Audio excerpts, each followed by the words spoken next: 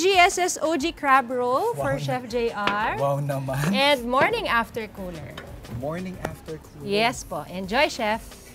Napakaswerte ko naman yung server ko eh. Talaga naman.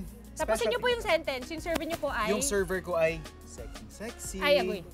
Yan. Kala ko maganda. At maganda, syempre. Salamat po. Of course. Given na kasi yun naman. Ay, thank you po. Diba? No need to mention. Pero specialty nyo to sa... Yes po. Sa amin, we are thankful to say na ito talaga yung pinupuntahan ng mga tao sa Manang Kitchen because meron na siyang recall. So my husband previously had a food spot in Great Northwest. He had Great Gamble Seafood Shack. So yung crab roll, doon pa yan. So syempre, dinala namin dito. So ginawa kong regular aioli, yung half spicy, para matry nyo po both. Gusto ko yung cake nung anghang.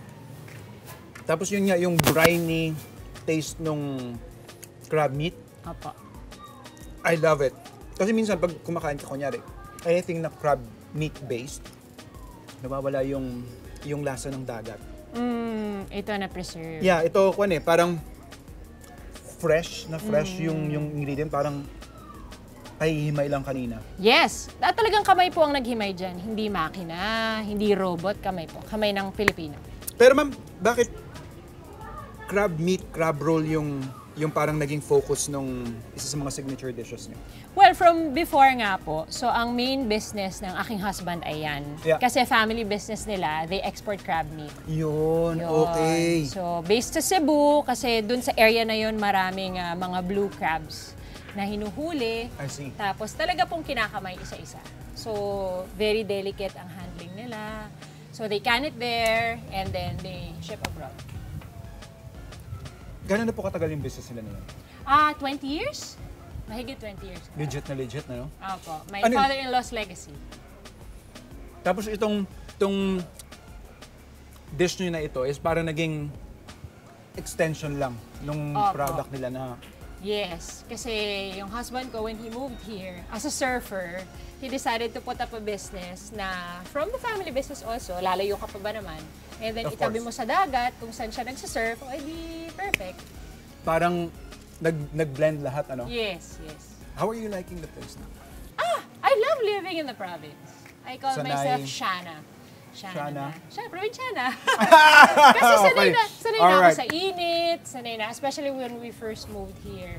Yung maligo ng nakatabo, at at balde. Totoo. May poso, ayan, nasa wishlist ko yan. Legit yan, syempre, dapat. Opo, may poso, lahat malapit. We jog going to the palengke, sariwa lahat. Textmate mo lang yung fisherman na nanguhuli ng tuna. Pa-order ka na kaagad, no? Oo, pag may bagong bagsak. Pero for Ashana, in fairness, yung place na dito is very sophisticated.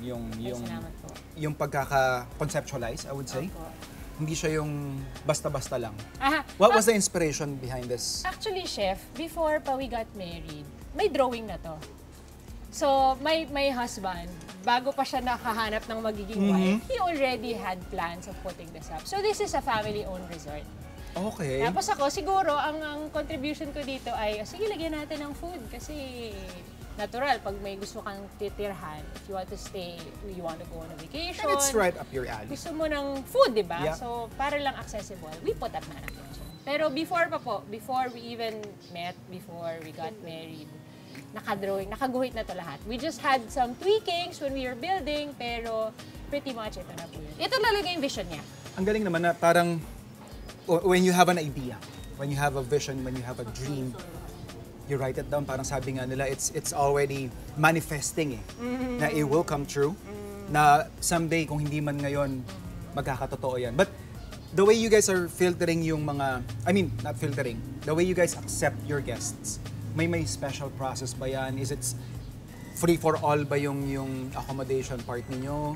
Actually, free for everyone who can afford, as with anything. Yep. Diba? Pero ang market po talaga namin, primarily families. Kasi wala kami sa main San Juan kung saan yung mga party, wala kami sa Orbis Tondo, nandito kami sa quieter side. Yeah. So we attract more yung mga family, mga small families, mga maraming kids, may mga seniors. So, ayan, the pool is there. Sometimes hindi sila naghahanap ng dagat. Yep. Although, 3 kanto lang naman, nandun ka na sa Malapit. dagat. Accessible pa rin kumbaga. Yes, accessible pa rin siya. Pero for those who want to go on a more private, a quieter, a more restful vacation. Yeah. Aginana actually means rest, Rest. in Ilocano. Yep. Mm-hmm. So that's what we pray for to give to them, that experience. Kasi pagpasok mo pa lang, talagang yung feeling mo talagang makapainana ka ngayon. Makakapagpahinga ka. Yun yung parang vibe na sasalubong sa'yo. I mean, yung place has this feel to it na you can rest. Thank you. I think it's the greens also kasi my husband was very particular with the plants, with the trees. Yeah. Although we hired a professional landscaper, siya talaga yung heart niya na develop, yung heart niya for plants na develop while we were building. Kasi may mga alaga siyang anahaw dyan, na araw-araw niyang dinidiligan. Sana maging puno talaga ng Yes. matanda, ganon. So, gusto rin namin yung mahangin, maluwag. So, pwede maglaro yung mga bata, mag-football sila dyan, o magtatatakbo yung mga Yes. bata. Pero yung, I mean, the decision for you to move here, was it difficult? What was the motivation? When I said yes to my husband in marriage, I knew na part nun was, kaya ko bang mag-move ng probinsya? O city girl talaga ako? Yeah. And it was very clear naman na, siya talaga yung inila ng Panginoon sa akin at ako rin sa kanya. Yeah. So, bukal sa damdamin ko na, we'll really. Ang dali ng arrangement for you guys. But we didn't expect that it would be that early. Kasi we got married December 2020. Tapos may threat ng ECQ na naman Yes. in Manila. So kami, halika, mag-alsa balutan tayo. Wala pa to. Wala pa. As in, puro talahib pa. We just decided to go. Kasi di kami sure how life will be like. Nasa condo kami. We had so many dogs. Yes. Tapos lockdown, baka ano na naman. So if may option naman to move to the province, minsan mas malaya, may beach, mahangin, sariwa lahat, why not? So, exodus kami. Especially for that time, napakadali ng decision to save yourself. Parang gano'n, ano? Kasi yung uncertainty nung mga bagay-bagay was really alarming. And I think it's paying off naman with Yes. with what you guys are building here. The legacy na meron kayo ngayon na binibuild, in-establish is, I think, napunta na dun. Ay, thank you po. Yeah. What part of La Union or San Juan yung pinaka-paborito mo? I think it will have to be the community. Parang dito ko nakita, although hindi ako surfer, dito ko nakita yung how surfers relate to one another. Yeah. How their community is built. It's really built around friendship. It's really built on helping each other. Very collaborative. Salita nga ng asawa ko na hindi karaniwan sa akin sa Manila kasi very tight ang competition sa Yes. Manila, diba? So if Totoo. you're a food business owner, ikaw din, hindi tayo mag-share ng trade secrets. Hindi tayo mag-share ng, I won't really be very generous Yes. with tips and all. Pero here, it was shocking to me na fellow business owners would be so open about, yung kinita niya, yung nawala niya, ano yung strategy niya sa ganito, sa ganyan. I found it, napaka-positive naman ito, napaka-encouraging naman itong community. So, ganun sila, na bago sa akin from Manila. So, napakadali ng adjustment for you guys.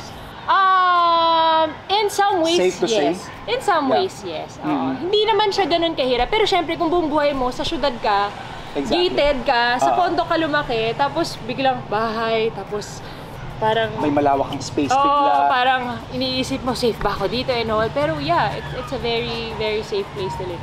Ma'am, saan po natin matatagpuan at mapupuntahan yung inyong lugar dito para dun sa mga kayat ng Agpaynana?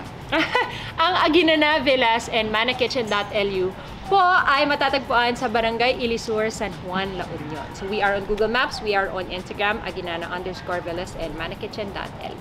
Nice.